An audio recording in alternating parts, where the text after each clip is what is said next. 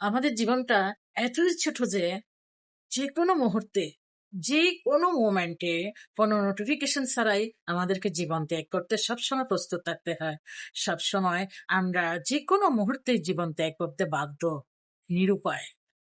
আর এই ছোট্ট অনিশ্চিত জীবনে আমরা একে অপরকে আপন ভেবে, আপন মানুষ হিসেবে একে অপরকে জড়িয়ে আঁকড়ে ধরে জীবনের টাইম অতিবাহিত করি, জীবনের সময়টা পার করি, জীবনটা অতিবাহিত করি। আর এই আপন আপন খেলার মধ্যে যখন আপনি বুঝতে পারবেন আপনার নিজের একান্ত আপন মানুষটা আপনাকে আর চাইছে না, আপনার প্রতি ভালোবাসা কম, অবহেলা বেশি, তখন এই অবহেলা নামক অপমান থেকে বাঁচার জন্য ওই আপনজনের প্রতি কোনো রাগ, ক্ষোভ, আক্রোশ, কোনো প্রকার অভিযোগ না রেখে নীরবে নিঃশব্দে নিজেকে তার কাছ থেকে দূরে সরিয়ে নেওয়াটাই প্রকৃত আত্মত্যাগ।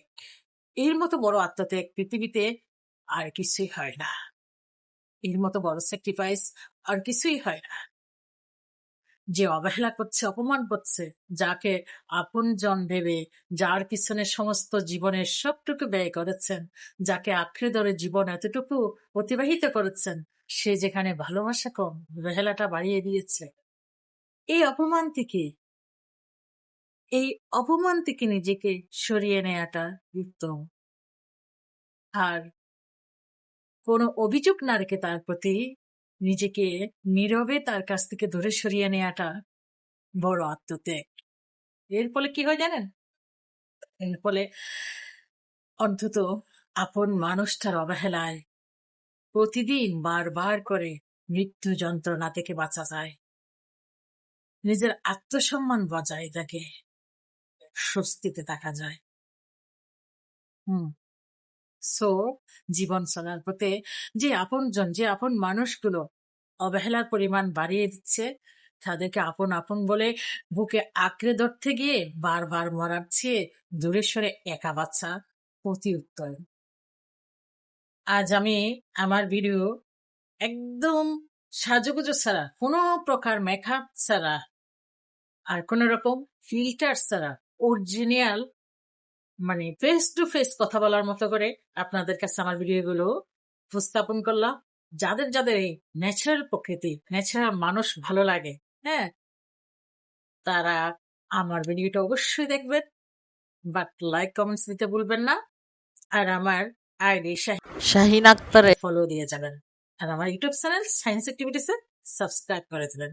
একটা চমৎকার বিষয় হচ্ছে কি, মাঝে মধ্যে আপনি আপনার অপারগতা, আপনার কোনো বিষয়ে না বলাটা প্রয়োগ করুন। আপনি আপনার পরিজনদের সাথে, বন্ধু বান্ধবদের সাথে, আপনার সব আপনজনদের সাথে মাঝে মধ্যে না বলতে শিখুন।